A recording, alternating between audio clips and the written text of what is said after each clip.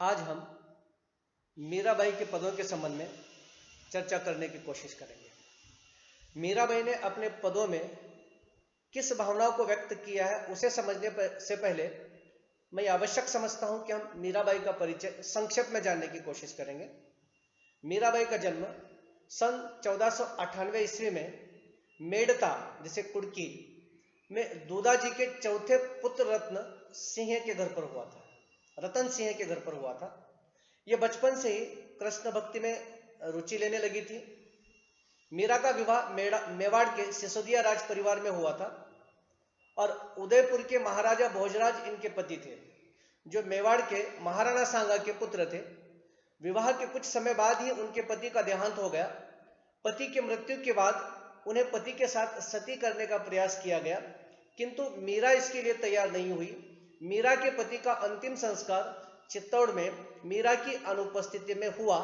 ये एक परिचय है। ऐसा कहा जाता है कि उनके पति श्री कृष्ण के प्रति ज्यादा भक्ति मीरा के मन में होने के कारण मीरा के से थोड़ा सा नाराज थे और मीरा को कई बार उन्होंने विष देने का काम किया था, लेकिन मीरा ने इस बात को समझा और स्वयं ही अपने पति को विष देकर उनकी हत्या की थी, ऐसा कहा जाता है।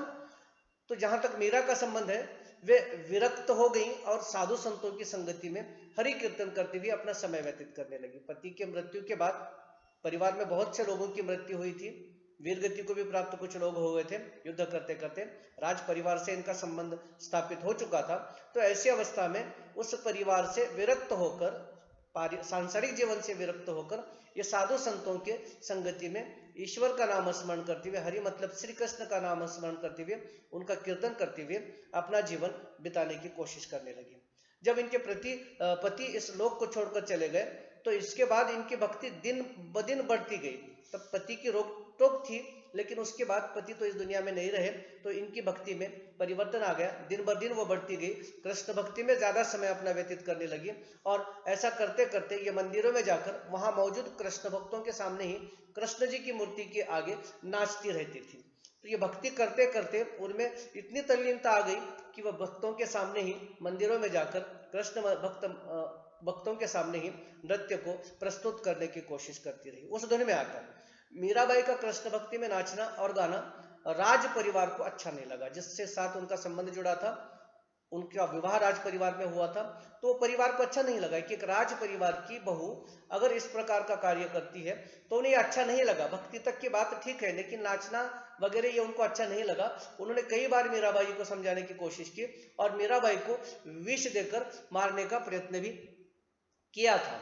तो घर वालों के इस प्रकार के व्यवहार से मीराबाई परेशान हो गई और परेशान होकर वह द्वारका अर्थात वृंदावन भी वह चली गई। वहां आकर वृंदावन की गलियों में, वृंदावन के मंदिरों में श्री कृष्ण की भक्ति का गुणगान करने लगी। वह जहां जाती थी वहां लोगों का सम्मान मिलता था। अब एक देखिए, कृष्ण भक्त है, भक्ति अगर इंसान करने की कोशिश कर रहा है तो ऐसी अवस्था में समाज आपका सम्मान करता है और इनके मन में कृष्ण के प्रति ज्यादा भक्ति थी।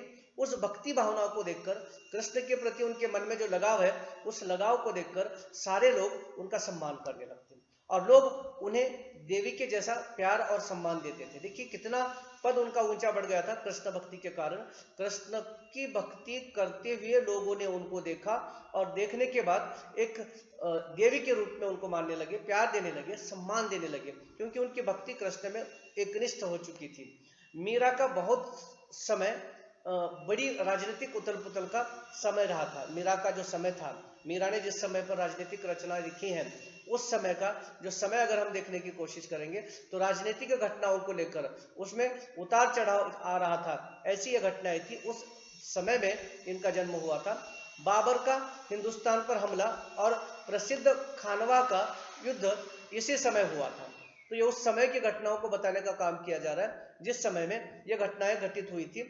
और ये बाबर हिंदुस्तान पर आक्रमण कर चुका था और बाबर ने जब हिंदुस्तान पर आक्रमण किया था, हमला किया था, और तब जो प्रसिद्ध युद्ध हुआ था, खानवा का युद्ध हुआ था, उसी समय की यह बात है जब मीराबाई राजनीतिक परिस्थिति को उस समय की देखती हैं, या हम उस परिस्थिति को देखते हैं जब मीराबाई ने कृष्ण भक्ति के प्रति अपने आप को पूर्ण रूप से 100% तल्लीन कर लिया था। इन सभी परिस्थितियों के बीच मीरा का रहस्यवाद और भक्ति की निर्गुण मिश्रित सगुण पद्धति सर्वमान्य बनी थी। मीराबाई के मन में जो प्रभु भक्ति थी वो प्रभु भक्ति निर्गुण और सगुण दोनों का मिश्रित रूप है। जैसे कबीर के राम निर्गुण है, कबीर के कृष्ण निर्गुण है, मीरा का ऐसा बिल्कुल कुछ नहीं था। मीरा के मन में इनके प्रति एक भक्ति भाव अधिक रूप में था, सगुण और निर्गुण दोनों को लेकर हम समझने की कोशिश करते हैं। अब उनका पहला पद हम जानने का प्रयत्न करते हैं।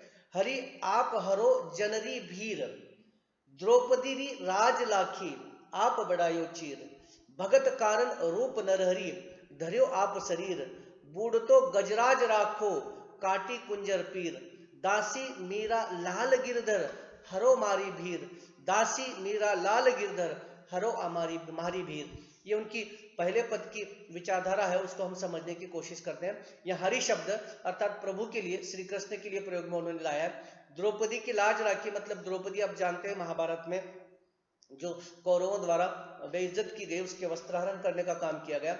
और नरहरि का मतलब नर और हरि, नरसिंह का रूप, और गजराज मतलब हाथी।